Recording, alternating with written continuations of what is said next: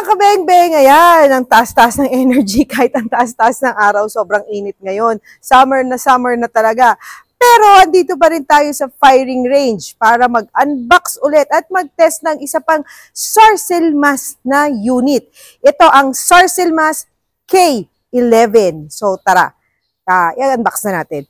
So doon sa, doon sa gun case niya, ayan, ito yung gun case niya, ayan. Sa gun case niya, meron na siyang mga kasama ulit na cleaning kit.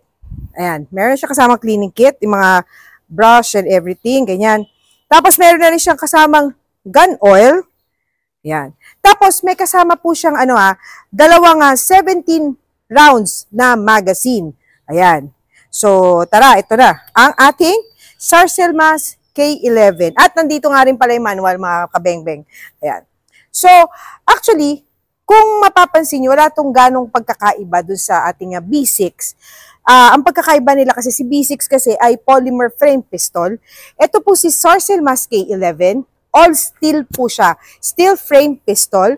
Caliber 9mm. Double action. Tapos yung sight niya, 3-dot sight din. Ayan. Yung tatlong white na dot. 3-dot sight. Tapos, changeable din yung front sight nito kung gusto nyo siyang gawing fiber optic. Ayan, pwede. So, tapos, meron din siyang ergonomic hammer and trigger guard. Ayan. Tapos, meron din tong firing pin retainer. Kaya sabi ko sa inyo, wala siya gano'ng pagkakaiba sa B6. Yun lang, kasi all steel to, si B6 kasi ay polymer frame. So, yun. Maganda. Maganda rin.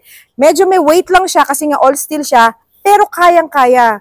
Kayang-kaya talaga. Buhat na buhat pa rin to. So tara mga kabeng-beng, samahan nyo ko at tetest naman natin ito nga. Sarcellmas K11.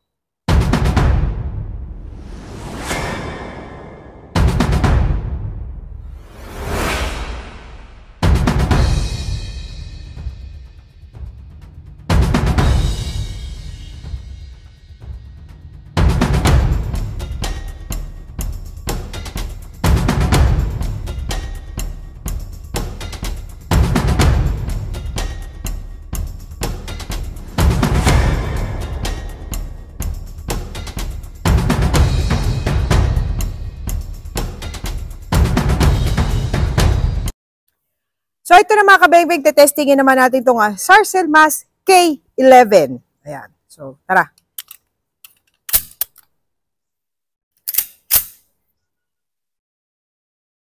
Firing.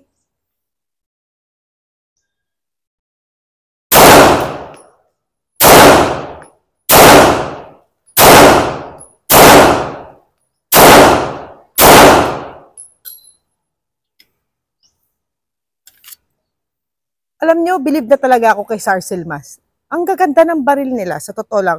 Ang ganda rin ito. Hanggang iputok. Tingnan natin yung tama naman niya.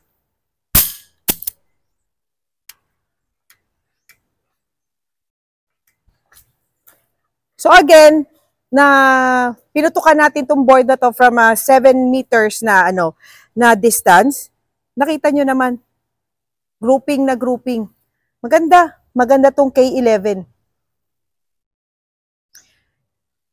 So tara mga kabeng-beng, testingin natin ulit. Ganda. Maganda siya. Firing.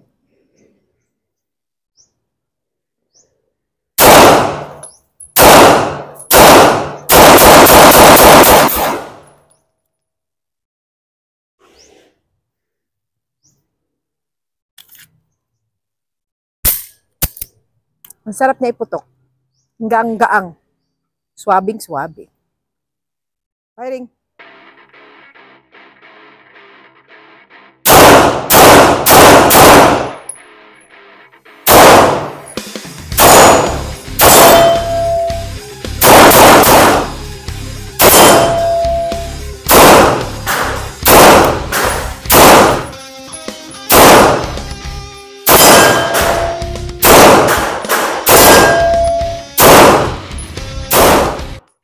Ayan, at nakatapos na rin tayo ng pag-unbox at pagtitest fire nitong Sarcellmas K11. Alam nyo, napakaganda rin yung baril. Masarap siyang iputok, magaang.